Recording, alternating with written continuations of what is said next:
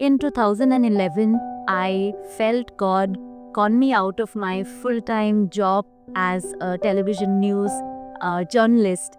And at the time, I don't know if I've shared this too often, but I remember immediately after I quit my job, the first thing that I did was I went to a Christian retreat center. One evening, there was a time of worship and a time of adoration, and the person who was leading it was really inviting us to come and experience God's presence. And I remember being on the floor, like somewhere at the back, in between chairs. I was just kneeling on the floor.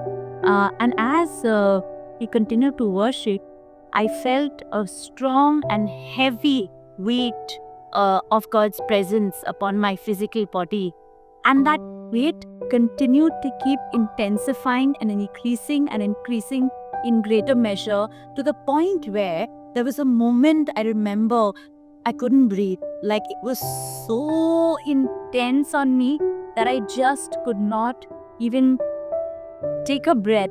And I remember coming home after that retreat, and the first thing that I did in my Mumbai apartment was I went home and took out a CD which had an assorted mix of worship songs, and I began to dance.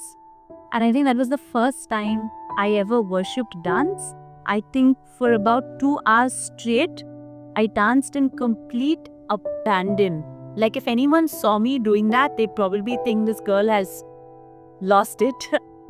It was completely, think freedom, freedom that I had never experienced before. Now, when I look back, I realize that in that moment where I had that Jesus encounter, something significant got unlocked. I mean, it was so intense to the point where, when you ring floats and you turn floats like that, that's what I felt my body was going through in that moment. And why that's so significant for me, especially, is because I come with a journey of having experienced sexual violence as a child.